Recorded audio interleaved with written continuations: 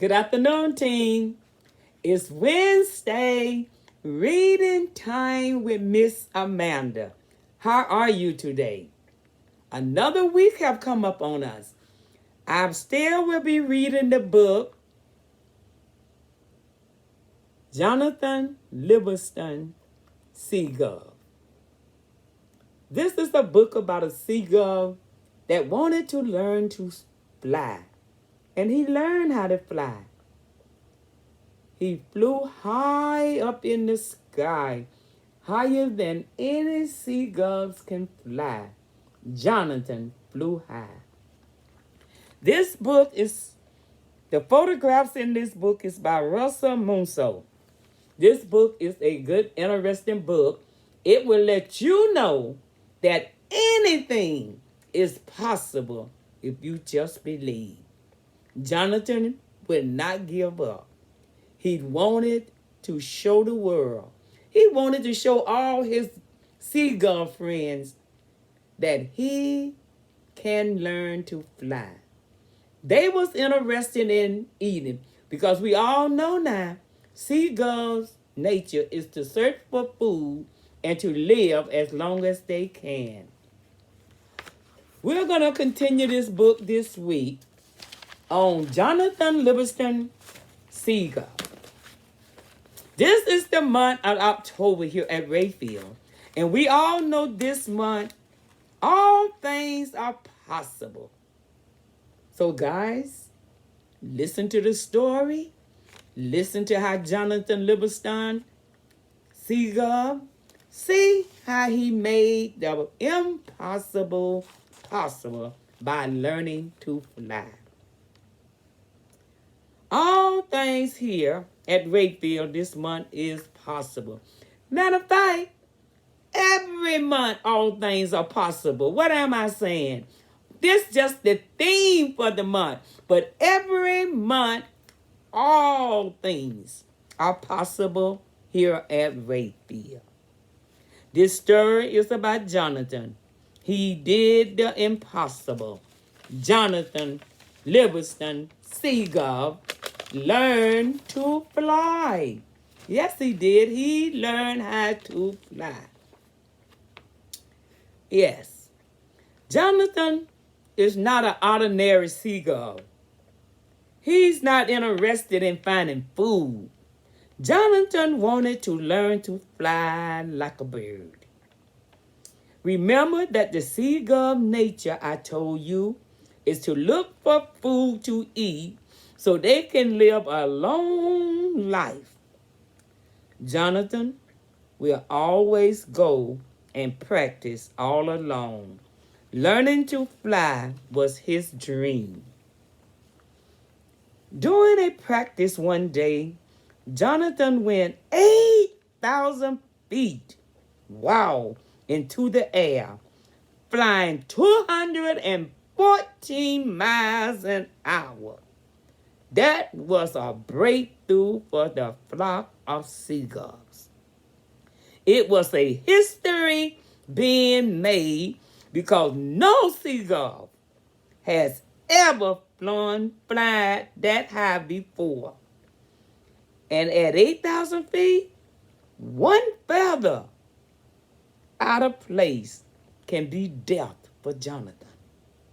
So Jonathan had to be very careful when he came down to land. It was dark, full night, when Jonathan joined the flock. Jonathan thought that the flock would be happy to see that he had learned to fly. But to Jonathan's surprise, the flock was not happy at all.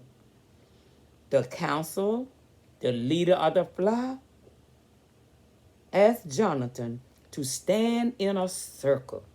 Guys, mind you now. When a seagull is asked to stand in a circle, it either is for honor or it is for shame. Wow. It either for honor or shame. So tell me, guys, what do you think that Jonathan had to stand in that circle for? Do you think he stood in that circle to be honored because he learned to fly? Or do you think that he stood in that circle for shame? What do you think? So what reason was Jonathan was asked to stand in that circle? Was it for honor or was it for shame? Yes, team. Guess what? The Seagulls had Jonathan to stand in that circle because of shame. Because he learned to fly. Wow. Wow. They said that Jonathan had violated the dignity of the Seagulls family. Jonathan was cast out of the Seagull society because seagulls are born into the world to eat and not to fly. And if you remember, I told you Jonathan was not interested in eating. Jonathan's dream was to fly like a bird. That was his dream. The leader told Jonathan that he was no longer part of the Seagull family. Wow. He was no longer part of that family. Jonathan was cast out of the Seagull flock, and he was all on his own. But guys, before Jonathan left, he did something else that seagulls do not do. A seagull never speak back to the counselor, the leader of the flock. But Jonathan, he raised his voice. Irresponsible, he said. He did not believe he heard that word come out the leader's mouth. Irresponsible? My brothers, he cried. Who is more responsible than a gull who find and follow a meaning, a purpose for life? For 1,000 years, we have scrabbled after fish heads for living and discovering that that was not enough. For years, they have scrambled it for fish heads. By learning to fly, we have a reason, he told them. Jonathan said, by learning to fly, man, we got a great reason now for living. We can search for more food by flying. We can learn to fly, and we can learn more than we know now. Wow. But the seagulls did not want to hear that. So Jonathan set out on his own. And he spent the rest of his days alone. And each day, Jonathan learned more and more. He learned that high-speed diving allowed him to find rare and tasty fish that lived 10 feet below the surface of the ocean. Even though Jonathan was all alone, he never became sorrow for learning to fly. Because Jonathan Livingston Seagull was living his dream. He was flying all over the place. He was everywhere. He was flying high in the sky. High in the sky, he was flying. Yes. Yes. The flock might as well have been stoned because they could not hear and they did not want to hear nothing Jonathan had to say. The brotherhood is broken. The gulls intoned together and was one accord. They suddenly closed their ears and turned their back on Jonathan. Jonathan spent the rest of his days alone, but he flew way out beyond the far cliffs. His one sorrow was not solitude, it was the other girls refused to believe the glory flight that awaits them, that refuse to open their eyes and see. He learned more and more each day. He learned that a streamlined high-speed dive could bring him to find a rare and tasty fish that schooled them 10 feet below the surface of the ocean. He no longer needed fish from fishing boats and stale bread for survival. He was eating the top of the line fish now by flying high. That gave him a chance of diving in the water and going under the ocean and finding the best fish they had. Jonathan was living that dream that he always wanted, and that dream was to learn to fly. He learned to sleep in the air, setting a course at night across the offshore wind, covering 100 miles from sunset to sunrise. With the same inner control, he flew through heavy sea fogs and climbed above them into dazzling clear skies. In the very time, every other girl stood on the ground knowing nothing, and Jonathan was learning everything. He did not mind at all being alone.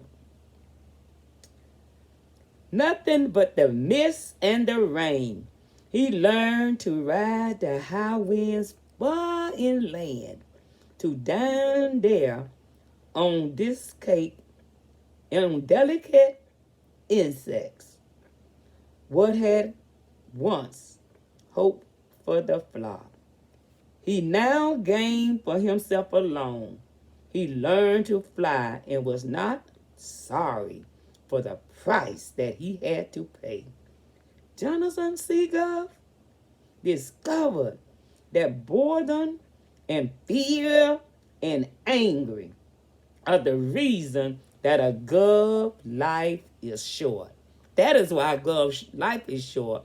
Not because that they want to fly. It's short. It's short by the way they live, not enjoying fully life itself. Wow. And there gone from his thought, he lived a long, fine life indeed. He did live a fine life. Look at the beautiful scenery. Look at there. Look, he's not riding smelly boats with fish heads and all of that. He's out in the wild, man. He's enjoying life. Look at that scenery. Look at there, guys. Isn't that beautiful? Yes, it is. Nothing but ocean out there. Ocean and ocean. Look at Jonathan. Jonathan is flying, flying, flying. Look at Jonathan, guys. Do you see him? Here's Jonathan here, and here's Jonathan here. Flying high up in the air, enjoying life.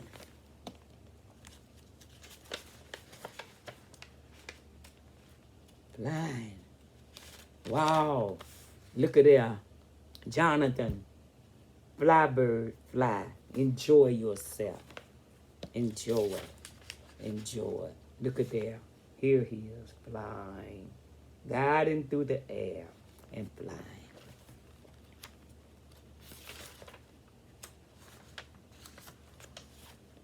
Flying. Jonathan is flying. Yes, he's flying.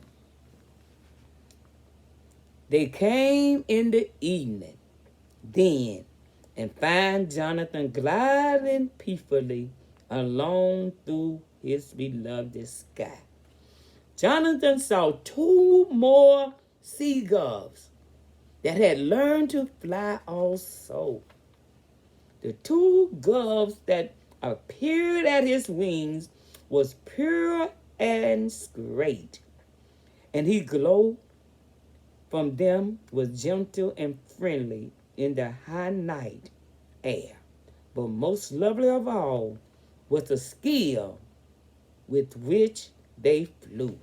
They flew with skill, their wingtips moving a precise and inches from his own. Without a word, Jonathan put them to his test, a test that no gull have ever passed before. He twists his wings, slowed to a single mile per hour above stalk. The two radiant birds slowed with him, smoothly locked in position. They knew about slow flying already. He folded his wings and rolled and dropped in a dive to 190 miles per hour. They dropped with him, speaking down in a faultless formation.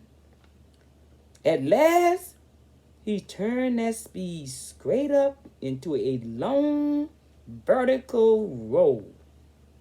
They rolled with him smiling. He recovered to level flight and was quiet for a time before he spoke. Very well, he said. Who are you? We're from your flock, Jonathan. We are your brothers. The words were strong and calm. We are come to take you higher, to take you home. Home? I have none.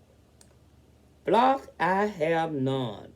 I am an outcast, and we fly now at the peak of the gray mountain wind, beyond a few hundred feet. I can lift this old body no higher. But you can, Jonathan, for you have learned one school is finished, and it's time now to move on to another beginning. He was telling Jonathan, you have learned at that level, Jonathan. Now it's time for you to go to another level of learning to fly.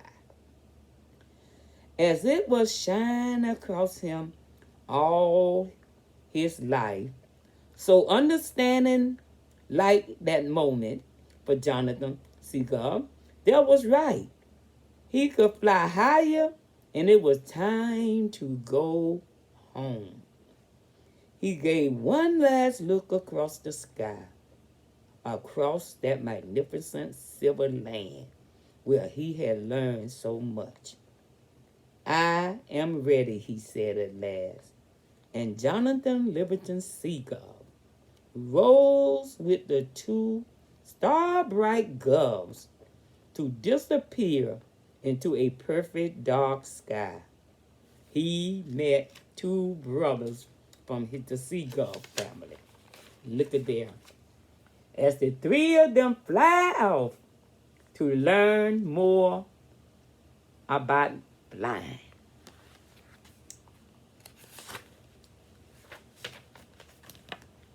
So, Jonathan said, this is heaven?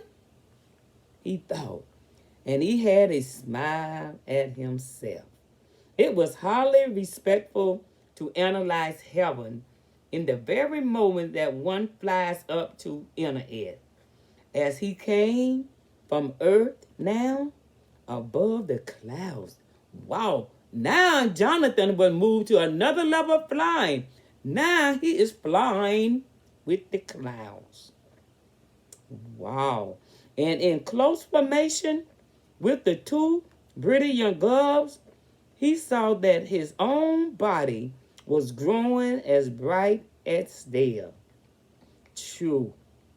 The same young Jonathan Seagull was there that had always lived behind his golden eyes, but the outer form had changed. It felt like a seagull body, but already it flew far better than his old one had ever flown. Why? With half the effort, he thought, I get twice the speed, twice the performance of the best days on earth. His feathers glowed brilliant white.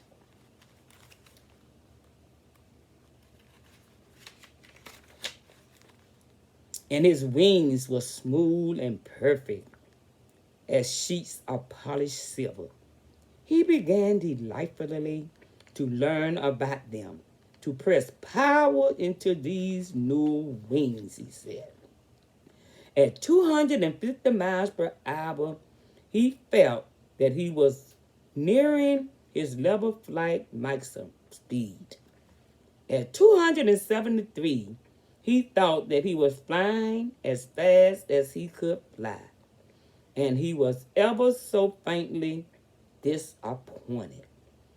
There was a limit to how much the new body could do. And though it was much faster than his old level flight recorded, it was still a limit that would take great effort to crack. In heaven, he thought, there should be no limits. The cloud broke apart. His escorts called, Happy landing, Jonathan. And they vanished into thin air. They was gone. He was flying over a sea toward a jagged short line. A very few seagulls was working the updrafts on the cliffs, away off to the north. At the horizon itself flew a few others. New sights, new thoughts, new questions. Why so few gulls, he said. Heaven should be flooded with gulls. And why am I so tired all at once? Gulls in heaven are never supposed to be tired. Are they not supposed to sleep? Where have he heard that? The memory of his life on earth was fading away. Earth had been a place where he had learned much, of course, but the details was blurry. Something about fighting for food and being an outcast came into his mind. The dozen doves by the shoreline came to meet him, none saying a word. He felt only that he was welcome and that this was home. It had been a big day for him, a day worse sunrise he no longer remembered. He turned to land on the beach, beating his wings to stop an inch in the air, then dropping lightly to the sand. The other gulls land. They landed too, but not one of them so much as flapped a feather. They swung into the wind, bright wind wings outstretched. Then somehow they changed the curve of their feathers until they had stopped in the same instant their feet touched the ground. It was beautiful control, but now Jonathan was just too tired to try it. Standing there on the beach, still without a word spoken, he was asleep. In the following days, Jonathan saw that there was as much to learn about flight in the place as there had been in the life behind him. But with the difference, there were girls who thought as he thought. They wanted to fly too. For each of them, the most important thing in living was to reach out and touch perfection in that which they must love to do. That was to fly. They was magnificent birds, all of them. And they spent hours after hours every day practicing flight, testing advanced aeronautics. For a long time, Jonathan forgot about the world that he had come from. That place where the flock lived, with his eyes tightly shut to the joy of flight, using his wings, it meaning to the end of finding and fighting for food. He no longer had to fight for food. He was able to get the best fish in the ocean. But now and then, just for a moment, he remembered. He remembered it one morning when he was out with his instructor while they rested on the beach after a session of folding wings and snapping rolls. "Where is everybody, Sir Sullivan?" he asked suddenly. "Quiet at home now with the easy therapy that those gubs use instead of screens and gripes." "Why not? There are more of us here." "Why? Where I came from, there were thousands and thousands of gubs." "I know," Solomon shook his head. "The only answer I can see, Jonathan, is that you are pretty well a 1 in a million bird. You are not ordinary. Most of us came along ever so slowly. We went from one world into another. There was almost exactly like it, forgetting right away where we have come from, not caring where we was headed, living for the moment. Do you have any idea how many lives we must have gone through before we even got the first idea that there is more to life than eating or fishing, fighting, or power in the flock? 1,000 lives, Jonathan. 10,000, and then another 100 lives until we began to learn that there is such a thing as perfection. And another 100 again to get the idea that our purpose for living is to find that perfection and show it forward. The same rule holds for us now.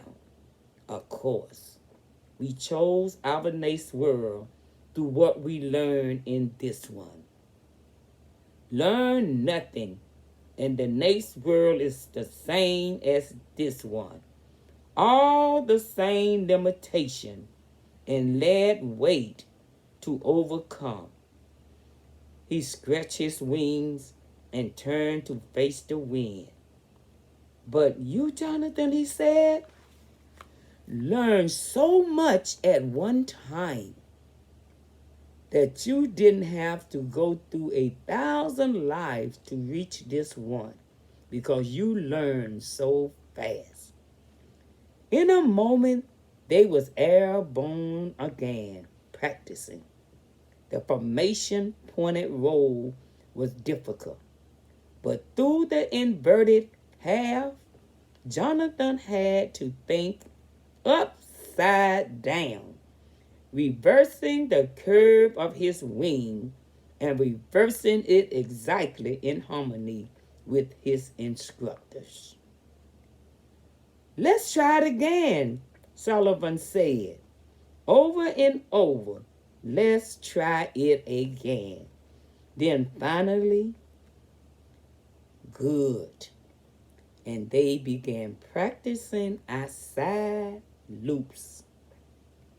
One evening, the gulls that was not night flying stood together on the sand, thinking Jonathan took all his courage in hand and walked to the elder gull, who it was said was soon to be moving beyond the world. Cheyenne, he said a little nervously. The old seagull looked at him kindly. Yes, my son, instead of being enfeebled by age. That elder had been empowered by it. He could outfly any gull in the flock, and he had learned skills that the others was only gradually coming to know. Cheyenne, the world isn't heaven at all, is it? Asked Jonathan. The elder smiled in the moonlight. You are learning again, Jonathan Seagull, he said. Well, what happened from here? Where are we going?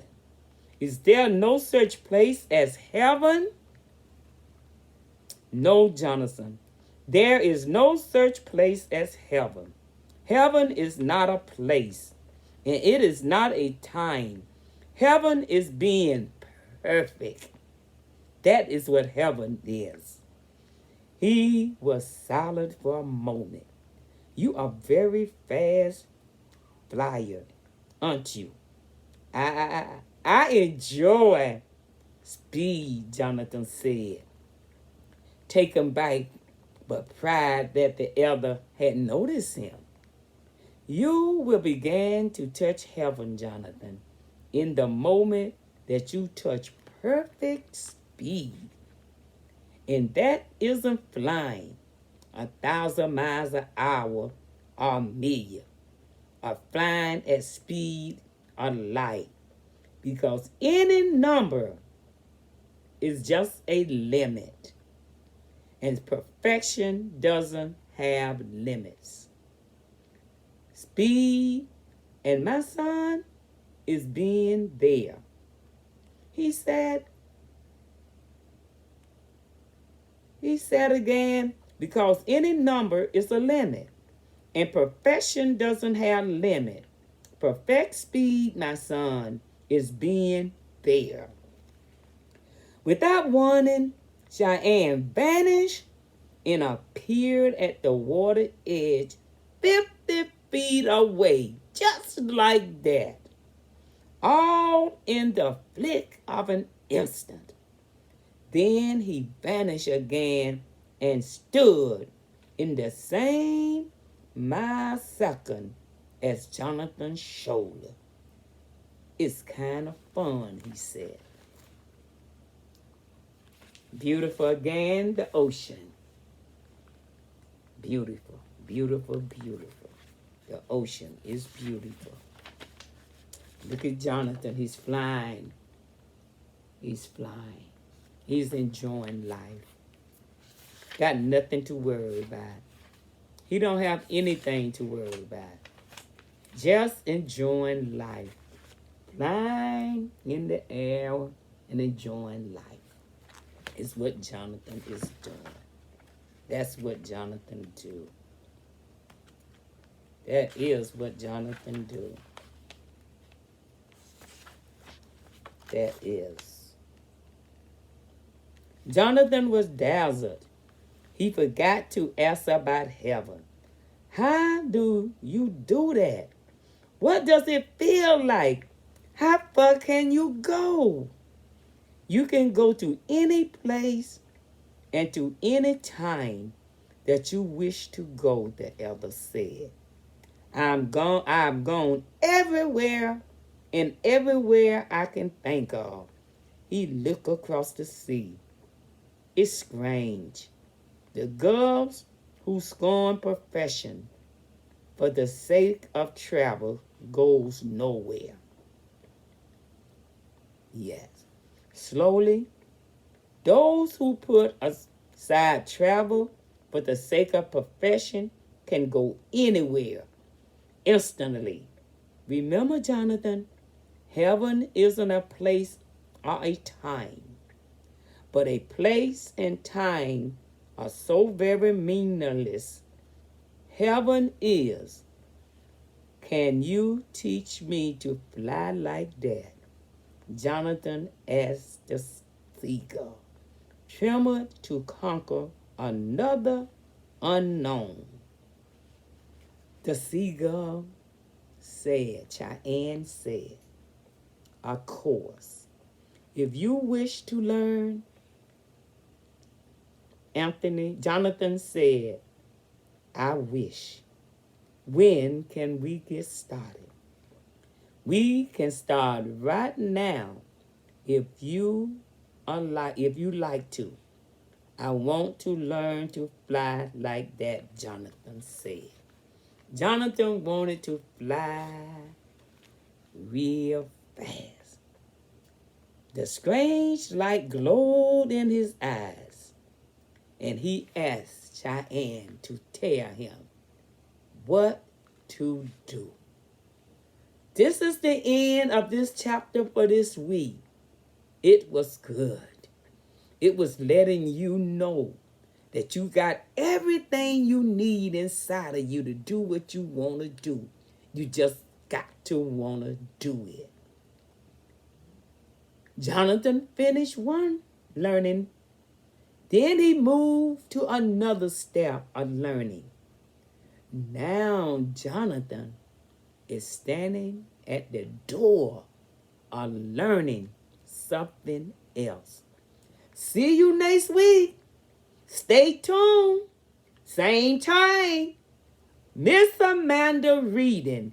And we will continue the book. Jonathan Liverstone, Seagull. See you next week, guys. I love you. I love you. I love you. Bye.